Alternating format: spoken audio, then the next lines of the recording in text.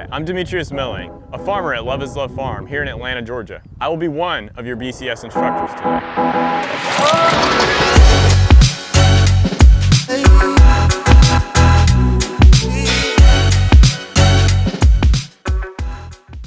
Before we get started on operating the BCS and going out and having fun, there are some safety things we do want to cover first.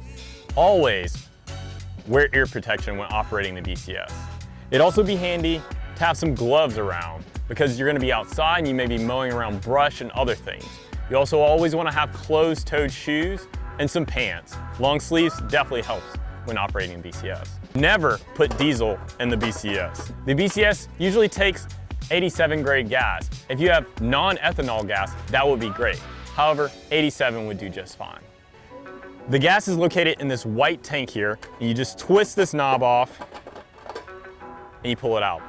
You may be asking, what is a BCS? Why would I not just get a rototiller or something like that? Well, the BCS is a pretty unique machine. It can do the job of a rototiller and much more. There's quite a few unique features that we have on a BCS. First of which being is it has PTO engagement. Next, there's a transmission. You can go forward and reverse on the BCS tractor, and the handlebars swing around in a 180 motion. So you may be wondering if the BCS is right for you and your space. Well, some things that I always keep in mind is how big is my space? The BCS tractor is great in small spaces and is really versatile. You also want to make sure that you have enough space to turn around the BCS at the end of your rows. How are you going to get the BCS to the part that you need to operate? If you have to go over fences and walls and streams, it may not be the best tool for you to start off. You may also be thinking, could I operate the BCS? Well, you shouldn't worry. The BCS does take some muscle sometimes. However, you don't have to be super strong. As long as you can keep your balance and hold onto the machine, you should be just fine. It's gonna feel a little awkward. You may feel a little challenged using it. However, over time, you get more comfortable putting on the attachments and implements and operating the BCS. If you have any mechanical problems, such as a tire being flat or something just not sounding right within the engine, never operate on the BCS. You should always just contact the Foodwell Alliance or the Atlanta Tool Bank. When using the BCS, you're going to want to put some thought into the conditions before using it. So you don't want to use a BCS when it's raining outside. That's just not conducive for you or the machine. Another thing you want to consider is the task. The BCS does plenty of tasks, from the wood chipper to mowing. It can also do groundwork. If it has rained recently, the mower could operate around the perimeter like we see here or in other areas. However, if it has rained heavily in the last few days, you don't want to use the tiller or the power harrow and many groundworking implements. It would damage your soil, but also make the machine work really hard. Another thing you'd like to consider when doing groundworking is how dry it is outside. Right here, we have pretty good moisture, and this is a great texture to use the BCS. However, if it had not rained in many days and it's been a hot summer, you may want to use some water a few days prior to rinsing the BCS. If it is too dry, the BCS will not go into the ground deep enough to do the task that you want. You'd also be stressing the machine. Remember, when mowing also, you don't want to take the BCS over stumps or other heavy objects. You want to walk the area prior to mowing to make sure there are no dangerous objects. That's helpful for you as you're walking behind the tractor and also the tractor itself. So now that you've got your BCS at your garden site, you want to unload the trailer. And we want to go over a few things before you unload your trailer. First of all, you want to make sure that you park it on a very level surface. That way the BCS or none of the equipment wants to slide out once you unstrap it. Another thing is, make sure that you do not unhitch the trailer from the truck or any vehicle that you're towing it with. If you were to unhook the trailer prior to unloading, it would cause an imbalance and allow the trailer to tip over. You don't want that, because all the equipment and yourself will also be in danger of being imbalanced. So you want to keep the trailer hooked to the vehicle that you tow it with prior to unloading. Another thing you want to make sure is that nothing is pressed up against the gate after traveling. So if something is, you want to shift that back off the gate, and if nothing is there, it's okay to unload. What you'd want to do is use one of these hitches right here and pull on it releasing it, going to the other side that has a matching hook while holding the gate right here.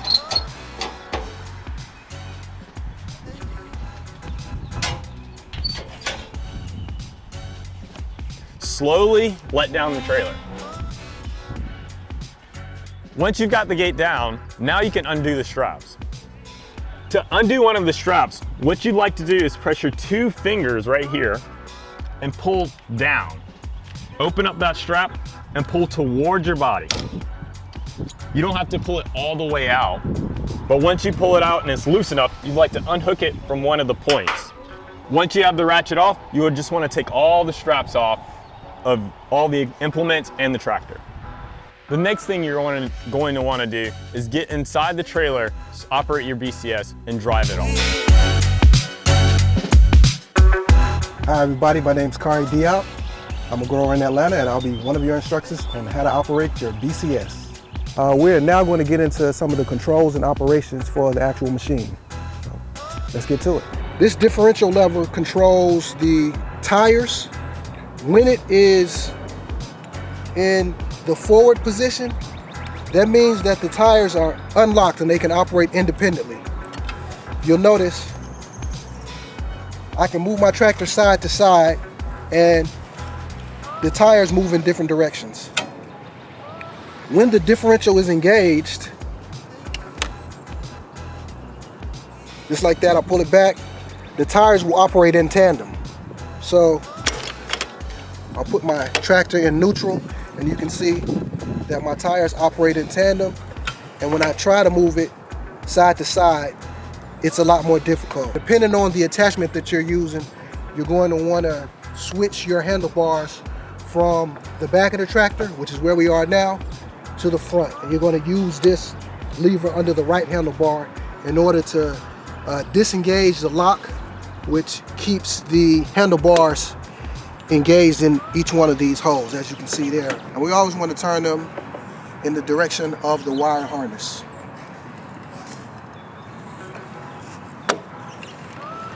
All right, so in order to start the tractor, we're going to want to make sure that the start lever is in the on position. That's indicated by it being in the green. So red means stop, off, green means start and on. So we're going to put it in the on position. We want to make sure that our brake is engaged so that the tractor doesn't move on us. And then we are going to pull our start cord right here on this side. So you're just going to grab your cord and you just want to pull it like that. That'll get it going. So here's your throttle. This is at its lowest point. When we want to turn it up, you just push this down all the way to. If you look on the left side of the machine, you'll see our gear shift indicators. This is going to let you know what gear we're in. Right now the tractor is in second gear. As you can see, we got first, neutral, second, neutral, and third. First, you're going to move your tires the slowest. Second is going to move them a little bit faster, and third is going to be pretty fast. If we're just walking the tractor and don't have an implement on, we're going to put it in first gear. So once we put the tractor in gear, then we're going to pull the clutch up and press down on the safety handle, this red handle right here. Then you're going to let go of the clutch and the tractor will start moving, just like that. But right now it's going forward. We want it to go backwards. So we're just going to take this, pull it to the side, pull it back, and now we're ready to go into reverse. Let go of my clutch, and the tractor will start to back up. I'm going to put it in neutral, and now I can roll my tractor where I want it to go. See how that slid into place? Just like so. At this point, you can let down your quick detach, and your implement is now safely attached to the tractor. So now we're hooked up and we're ready to go.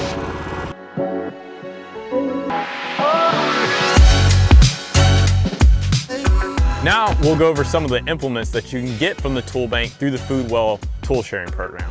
Right now we have 7 implements, but there are 10 implements total that can be borrowed.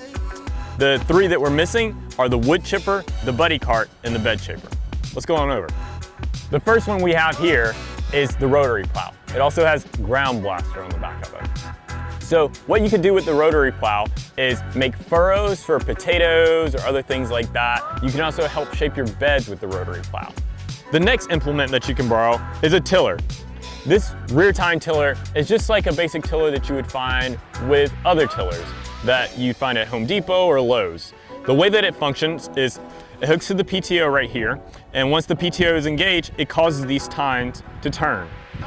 Another implement is the power harrow. This also falls in the groundworking category. The power harrow, unlike the tiller, hooks up and instead of turning in this direction, it spins horizontally. So these teeth spin in a circular motion, mixing the soil at a very light depth. Another implement we have here is a root digger. The root digger is meant to go into the ground and uproot any roots such as potatoes and carrots that you have. This is an implement that falls in the mowing category. This is a combination mower. The combination mower is used to cut grass and other brush. The blade underneath this deck moves in a circular motion. Another implement we have here in the mowing category is a flail mower. The flail mower is slightly different than a combination mower. Instead of a disc, these have individual blades that cause a shredding motion when turning around. You can also adjust the height of the implement using this crank right here.